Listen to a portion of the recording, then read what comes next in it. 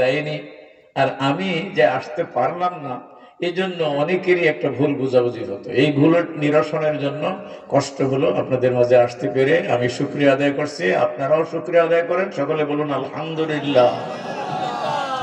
সকলকে অনুরোধ করছে, আজকের সবাই যারা আসছেন, আজকের যারা নাকি বক্তা ছিলেন, আজকের উলামায়ে কেরাম ছিলেন, পর্দার আড়ালের যে সমস্ত বোনেরা আছেন, সকলকে সালাম দিচ্ছি, আসসালামু আলাইকুম ওয়া রাহমাতুল্লাহ। সকলকে বলবো, আপনারা খুব ক্লান্ত হয়ে পড়েছেন তো, এতক্ষণ পর্যন্ত কথা শুনতে শুনতে একঘেয়েমি হয়ে যায়, মানুষের কষ্ট হয়। আমি আপনাদের সকলকে বিনীত অনুরোধ করবো, একটু নড়াচড়া দিয়ে এগিয়ে ফাঁকা জায়গাগুলো ভরে বসেন। তার কারণে ফাঁকা জায়গায় শয়তান বসে বেশি ধোঁকা দেবে।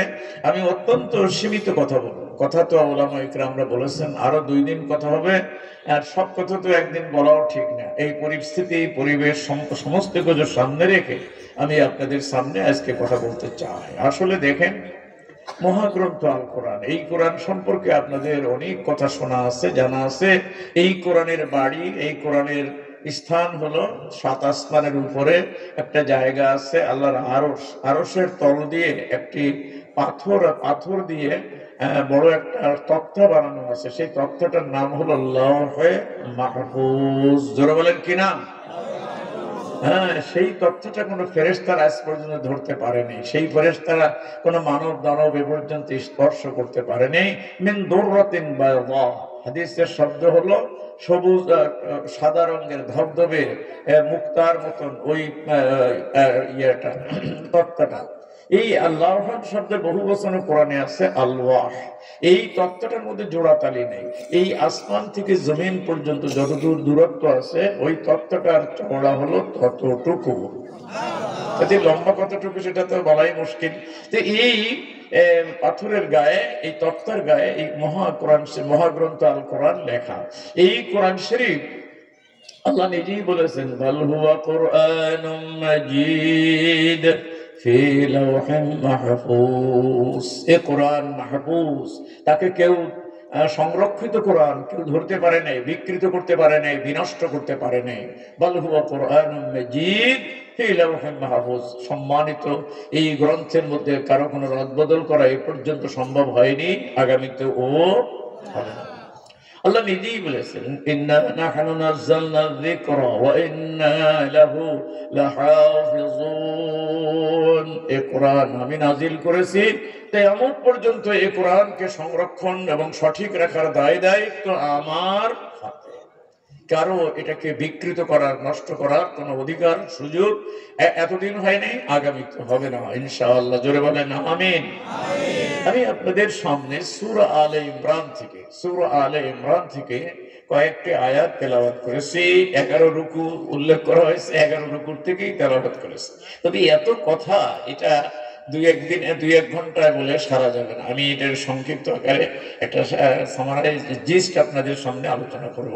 বন্ধুরা আমার, এই অংশটা, এটা আপনার রাসূলুল্লাহ সাল্লাল্লাহু আলাইহি ওয়াসাল্লামের মাদানী জিন্দেগিতে নাজিল হয়েছিল। আপনার মদিনা শরীফে উনি হিজরত করে গেলেন।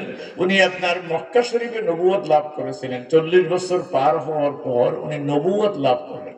নবুয়ত কথাটা আপনারা প্রায় শোনেন। নবুয়ত কি? হোয়াট ইজ নবুয়ত? নবুয়ত নাবা ধাতুর থেকে আসছে। নাবা মানে হলো মেসেজ, খবর, সংবাদ। এই মেসেজ মানে আল্লাহর ওহী, আল্লাহর বাণী ওনার কাছে নাজিল হতো, উনি মানুষের কাছে আবার শুনিয়ে দিতেন। এটাই হলো নবুয়ত। যেদিন থেকে এই ওহী আসা শুরু হলো, সেদিন থেকে তিনি হলেন নবী, অর্থাৎ সংবাদ বাহক। বন্ধুরা আমার, এই 40 বছরের আগে কিন্তু তিনি নবী ছিলেন না। নবী ছিলেন নাকি? ওনার কাছে ওহী আসতো না, কেন নবী হবেন? তিনি মানুষ মোহাম্মদ ছিলেন। কিন্তু মানুষ মোহাম্মদ দুনিয়ার সমস্ত মানুষের চাইতে তারা পুত পবিত্র চরিত্র ছিল, আখলাকে হামিদা, আখলাকে আপনার প্রশংসিত তার স্বভাব চরিত্র ছিল বলে সারা দুনিয়ার মানুষ বলতেছেন। আসুন আমার ভাইয়েরা, 40 বছর বয়সের পরে উনি যখন নবুয়ত প্রাপ্ত হলেন, তখন ওই দেশের মানুষ তাকে আপনার প্রথমে 3 বছর উনি গোপনে গোপনে দিনের দাওয়াত দিতেন, কিন্তু 3 বছরের পরে আল্লাহ তাআলার নির্দেশ হলো ফাসদা বিমা তুমার ওয়া আনজির আশিরাতাকাল আকরাবিন। হে রাসূল, আপনি মানুষের কাছে প্রচার করুন, আপনি আপনার আপন আত্মীয়দেরকে ডেকে ডেকে দিনের কথা বলুন। এই কথা বলার পরে রাসূলুল্লাহ সাল্লাল্লাহু আলাইহি সাল্লাম যখন প্রকাশ্য দাওয়াত দেওয়া শুরু করলেন, এই দাওয়াত দেওয়ার প্রাক্কালে উনি সাফা পাহাড়ের উপরে উঠিয়ে যখন নাকি দাওয়াত দিলেন, সমস্ত কাফেলা গোত্র, সমস্ত গোষ্ঠী গোত্র আপনজনদেরকে ডাকলেন। তো এই দাওয়াত যখন দিলেন, শুধু একটি দাওয়াত দিলেন, একটি সংবাদ দিলেন, সেটা হলো কুলু, তোমরা সকলে বলো লা ইলাহা, জোরে বলেন লা ইলাহা ইল্লাল্লাহ। এইটুকু, লা ইলাহা ইল্লাল্লাহ, এক আল্লাহ ছাড়া আর কোনো মাবুদ নাই, আর কোনো উপাস্য নাই, আর কারো ইবাদতের পাওয়ার কোনো যোগ্যতা নাই। এক আল্লাহর দাসত্ব ছাড়া অন্য কারো দাসত্ব করা যাবে না। এক আল্লাহর গোলামি ছাড়া অন্য কারো গোলামি কোনো পর্যায়ে করা যাবে না। এতটুকু কথা শুধু বলেছে। বন্ধুরা আমার, এই কথা বলার সাথে সাথে একেবারে খেপে গেল। খেপে যাওয়ার মধ্যে সর্বপ্রথমে যিনি বেশি খেপলেন সে হচ্ছে রসুলের আপন চাচা, তার নাম হলো আবু লাহাব। আবু লাহাব বলল, আলেহাদা জামাআতানা ফি হাদা সাবা, এই সকালবেলা এই খারাপ কথাটা শোনানোর জন্য তুমি আমাদেরকে ডেকে নিয়ে আসছো। তাব্বাল্লাকা তাব্বান ইয়া মুহাম্মদ, ও মুহাম্মদ তোমার ধ্বংস হোক। বন্ধুরা আমার, এই যে কথাটা, এই কথাটা বলার সাথে সাথে আবু লাহাব অন্যান্য নেতৃবৃন্দ সব চলে যেতে লাগলো। রাসূল মুখখানা মলিন করে বাড়িতে আসলেন। বিবি খাদিজা বললেন, দুঃখ পাওয়ার কোনো কারণ নাই, আপনার কাজ ছিল দাওয়াত দেওয়া, আপনি দাওয়াত দিয়েছেন, ওরা কবুল করে নাই, ওরা ভুগে মরবে, ওরা পস্তাবে, ওরা নিন্দার পাত্র হবে, আপনি দাওয়াত দিয়েছেন। বন্ধুরা আমার, কিন্তু তাই কি শেষ হলো? হাটে, পথে, ঘাটে, বাজারে, সব জায়গায় ওনার বিরুদ্ধে কথা হতে লাগলো। হায় রে, মোহাম্মদকে আলামিন বলেছিলাম, ভালো লোক বলেছিলাম, ও তো ভালো না, ও তো আমাদের মধ্যে বিভেদ সৃষ্টি করতে চায়। আমরা 360টি মূর্তির দেবদেবীর পূজা করি, লাত, মানাত, উজ্জা, হুবলের পূজা করি, আর ও সব বাদ দিয়ে এক আল্লাহর দাসত্ব, যাকে দেখা যায় না, যাকে ধরা যায় না, ছোঁয়া যায় না, তার কথা বলতেছে। ও তো আমাদের মধ্যে একটা সাংঘাতিক পয়জন। বন্ধুরা আমার, এখানে হাটে পথে ঘাটে ওনার যে সমস্ত ফলোয়ার, যে সমস্ত শিষ্য, ডিসাইপল, সাহাবী, তাদেরকে ধরে ধরে মারতে লাগলো, টিটকারি দিতে লাগলো, বকা দিতে লাগলো। ইদা মাররু বিহিম ইয়াতাগামাজুন ওয়াইদা ইনকালাবু ইলা আহলিহিম ইনকালাবু ফাকিহিন। দেখলেই ঠাট্টা করে, উপহাস করে, তারপরে আপনি টিটকারি মারে, একে অপরের সঙ্গে এই সময় হাসাহাসি করে। এরা নাকি ইসলাম কায়েম করবে, এরা নাকি ইসলাম প্রতিষ্ঠা করবে, এরা নাকি একটা কেমনতর মানুষ দুনিয়া আসছে। কথা বুঝেন কিনা? আজকের দুনিয়া আমাদের দেখেন, এক ধরনের মানুষ দাড়ি টুপিওয়ালা লাগু দেখলে তো কিছু লোক তো ভালো বলে, কিন্তু এর মধ্যে এক ধরনের লোক আছে, তাদের মাথা গরম। তারা বলে, ও এরা বুঝি এখনো রাষ্ট্র চায়, এরা বুঝি ক্ষমতা দখল করতে চায়, এরা বুঝি দেশের দায়িত্ব পেতে চায়। কি আছে কিনা এরকম? আপনাদের বাগেরহাটে আছে কিনা আমি জানি না, কিন্তু আমাদের গোপালগঞ্জে অনেক লোক আছে। কিন্তু হুজুর বড় ভালো মানুষ, বিলাত পড়বে, দোয়া করবে, আর আমাদের জানাজার নামাজ পড়াবে, কিন্তু রাষ্ট্রের কথা বলে কেন? সমাজ পরিবর্তনের কথা বলে। ওগুলো তো আমরা করবো, যারা প্যান্ট পরি, দাঁড়িয়ে মুতি, তারপরে অসামাজিক, অশালীন, অশ্লীল কাজ করি, এটা তো আমাদের কাজ, এটা দুনিয়াদের কাজ। অন্য ভালো মানুষ, ভালো মানুষগুলো এই সমস্ত পচা কামে আসবে কেন? কিন্তু ভাইয়েরা আমার, যদি আল্লাহর কোরআন যদি এই কথা না বলতো, যে কোরআনে যদি নামাজ রোজার কথা যেমন আছে, রাষ্ট্র পরিচালনা করা, রাষ্ট্রীয় আইনের কথা যেগুলো আছে, এই আইনগুলো যদি না থাকতো, খোদার কসম, খোদার কসম, 3 বার বলছি খোদার কসম, কশিন কালো আলেমরা, ওলামায়ে কেরামরা, এই বিশ্ব নন্দিত মুফাসসিরে কোরআন আমাদের বাড়ির পাশেই হযরত মাওলানা দিলওয়ার হোসেন সাইদি সাহেব, তাহলে এই ফাঁসি কাস্টে ঝুলতে তিনি রাজি হতেন না, তিনি আপনার জেলখানায় মৃত্যুবরণ করতেন না। এর একটি মাত্র কারণ, তিনি কোরআন দেখে বুঝেছেন যে কোরআনে যেমন নামাজ রোজার তাগিদ আছে, সাথে সাথে ইসলামী হুকুমত, ইসলামিক রাষ্ট্র কায়েমের চেষ্টা করারও কথা আছে।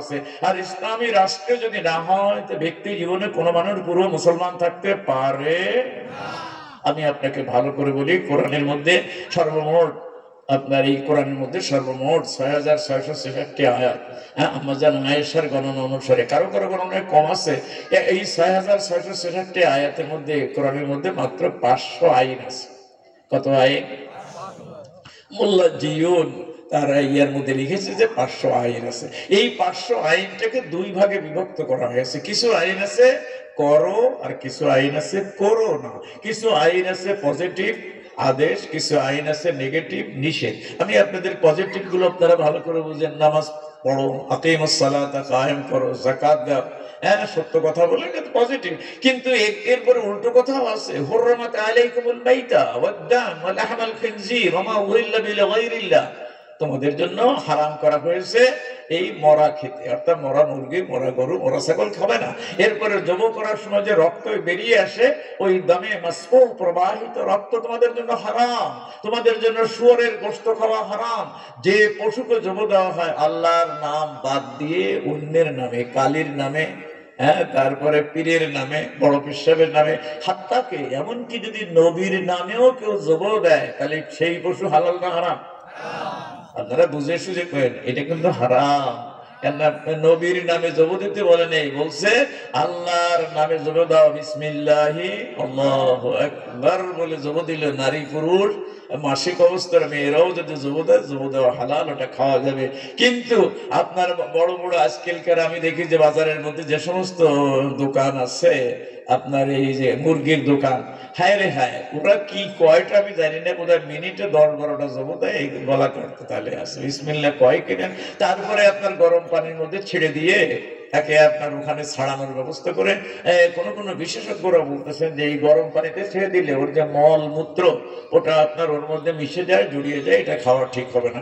আসলে এটা বিজ্ঞ ওলামায়ে কেরামরা আপনাদের আছে, তাদের সঙ্গে আলাপ করে নেবেন। তাহলে এইরকম একটা পরিস্থিতি আল্লাহর কোরআন বলেছে, আস-সারিকু ওয়াস-সারিকাতু ফাকতাউ, চোর আর চূর্ণীর হাত কেটে দাও। এদেশে লাখো হাফেজি মাদ্রাসা হবে, এরকম ওয়াজ হবে। মৌলানা আলাউদ্দিন মৌলানা মিজানুর রহমান আজহারীর ওয়াজে লক্ষ লক্ষ মানুষ হয়। আচ্ছা, এই ওয়াজ শুনে কি, ওয়াজের দ্বারা কি হাত কাটা আইন হবে? কথা আসতে কোন কোন হাত কাটা আইন হবে? হাত কাটা আইন হতে হলে তো সংসদে পাশ করতে হবে।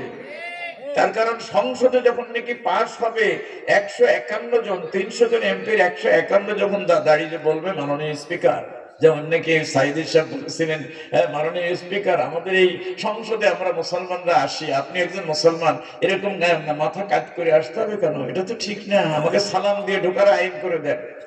আইন হলো সালাম করে ঢুকবে, পাছা দিয়ে বেরোতে আগে, যে ওনার দিকে পাছা দেওয়া যাবে না, হ্যাঁ এরকম সামনে দিয়ে বলছে। কেন? মক্কা মদিনায় তো পাছা দিয়ে মানুষ বেরোতে পারে, আপনাকে কেন কেউ পাছা দেওয়া যাবে না? সম্মান, ইজ্জত, মহব্বত তো দিলের মধ্যে, ভাইয়ের মধ্যে হাত ভাত দেখায় কোনো লাভ নাই। বন্ধুরা আমার, ওটা পাশ হয়ে গেল। আমি এমনি করে বলছি যে এখন এই হাফেজি মাদ্রাসা যত হোক, মিজানুর রহমান আজহারী, আমির হামজা, এই সমস্ত বড় বড় অরেটর বক্তারা যত বক্তৃতা দেয়, এই হাত কাটা আইন হবে? যখন নাকি সংসদে আইন বিল উত্থাপন করা হবে, তখন স্পিকার বাধ্য হবে, এর পক্ষে কতজন আছেন, এরকম 51 জন যদি হাত তোলে, 151 জন, 151, তখন উনি বলবেন যে হা জয় যুক্ত হয়েছে, হা জয় যুক্ত হয়েছে, হা জয় যুক্ত হয়েছে, আইন হয়ে গেল। জজ সাহেবের কাছে এই কপি চলে আসবে। জজ সাহেব হিন্দু হলো, এই হাত কাটার আইন তিনি বাধ্য হবেন চালু করতে। কি সত্যি না মিথ্যা? আজকে এই দেশে আপনার এত ওয়াজ আমরা করি, আপনারে আমাদের যারা নাকি কওমি মাদ্রাসার হুজুর আছেন, আমরা রাগ করবেন না, ওনারা খুব বেশি বলেন, আমরাও বলি, কিন্তু ওনারা যেখানে যান আপনার এই এনজিওদের বিরুদ্ধে, তারপরে এই যে সুদের বিরুদ্ধে কথা বলেন। কিন্তু এই সুদের বিরুদ্ধে কথা বললে তো সুদ যাবে না, সুদের বিরুদ্ধে তো আইন করতে হবে। সুদ আপনার ব্যাংকের নেওয়া যাবে না, সুদ আপনার ওই ইলেকট্রিক বিল দেরি করলে সুদ দেওয়া লাগবে, সুদ দেওয়া যাবে না। তারপরে আপনার পানির বিল দেরি করলে সুদ দেওয়া লাগে, বিভিন্ন জায়গায় সুদ দিতে হয়। সুদ দেওয়া এবং খাওয়া তো হারাম, এবং এই সুদ যারা দেয় খায় তাদের প্রতি লানত বর্ষিত হয়। এবং এই সুদের 70টি গুনাহ, 70-এর উপরে গুনাহ, সর্বনিম্ন গুনাহ হচ্ছে নিজের মায়ের সাথে জিনা করা। এই সুদ তো ওয়াজের দ্বারা বন্ধ হয় না, এটা তো আইন করে বন্ধ করতে হবে। বন্ধুরা আমার, এমনি করে ঘুষ যেটা বালা মুসিবত, এই ঘুষ আমাদের দেশে চলে কিনা? এখনো শুনি যে নতুন দল আসছে, আওয়ামী লীগ চলে গেছে, নতুন কিছু বন্ধুরা জুটেছে, তারা আপনার বিভিন্ন রকমের বাণিজ্য করেন।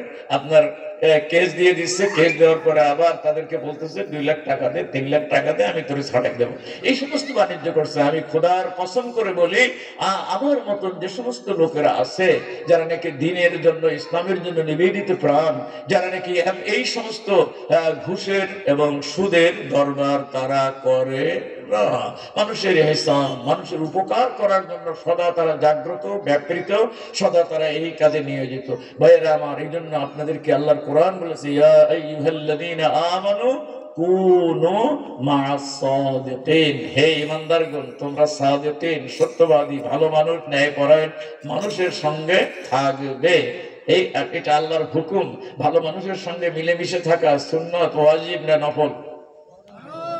ওয়াজিব। কোরআন বলছে ওয়াল আমরু লিল উজুব, ইয়া আইয়ুহাল্লাযীনা আমানু কুনু, তোমরা থাকবে মা সাদিকিন, সাদিক যারা, আল্লাহ রাসূলের একটা টাইটেল ছিল সাদিক, সত্যবাদী। যারা নাকি সত্যবাদী, সত্য ন্যায়ের পথে থাকে এবং অবিচল থাকে। জেল হতে পারে, জুলুম হতে পারে, কিন্তু অন্যায় পথে যাওয়া যাবে না। আসুন আমার ভাইয়েরা, আজকের কথা আমি আলোচনা করতে যাব এই ধরনের কোরআনের এই 500 আইনের মধ্যে অনেক আইন আছে যেগুলো রাষ্ট্রের আইনের সাথে রিলেটেড, সম্পর্কিত। এই আইনগুলো কার্যকর করার জন্য রাষ্ট্রীয় আইন লাগবে। এই আইন প্রণয়নের জন্য অতন্দ্র প্রহরীর একদল মর্দে মুমিন, মর্দে মুজাহিদরা সংগ্রাম করে যাচ্ছে। আগামীতে আরো সংগ্রামের প্রয়োজন হবে। আপনারা এই কাজে কি এক আছেন না দুই? এক কে আছেন? হাত তুলে দেখাই না। নারায়ে তাকবীর, আর জোরে নারায়ে তাকবীর। দিন ইসলাম, দিন ইসলাম, আল কোরআনের আলো, আল হাদিসের আলো, আমার নেতা তোমার নেতা। না, মাশাআল্লাহ, আলহামদুলিল্লাহ। দেখা যাক আমরা সকলে একমত হলাম। এই আসমান জমিন, এই মাটি সাক্ষী হোক যে আল্লাহ তাআলার জমিনে আল্লাহর বান্দা বান্দিরা দ্বীনকে বিজয়ী করার, দ্বীনকে আপনার পরিপূর্ণতায় পৌঁছানোর জন্য জান ও মাল কোরবান করতে আমরা রাজি আছি তো? ইনশাআল্লাহ, আল্লাহ কবুল করে নেই। আমরা এবার শুরু করে দিতে চাচ্ছি, মদিনা যাওয়ার পর এই মক্কা শরীফে ওনার কাছে যে সূরা নাজিল হলো সেগুলো ছোট ছোট সূরা, সেগুলো সামনের দিকে নিয়েছে। মদিনা শরীফে যে সূরা নাজিল হয়েছিল বড় বড় সূরা। মদিনা শরীফে বদরের যুদ্ধের পরে, উহুদের যুদ্ধের আগে এই সূরাগুলো নাজিল হয়েছে। এই সূরার আপনার আলে ইমরানের এই অংশটুকু আমি আপনাদেরকে আলোচনা করতেছিলাম। সেখানে আল্লাহ তাআলা আমাদেরকে বলেছেন কি, আপনারা মদিনা শরীফে তখন 2টি জাতি প্রমিনেন্ট, খুব বিখ্যাত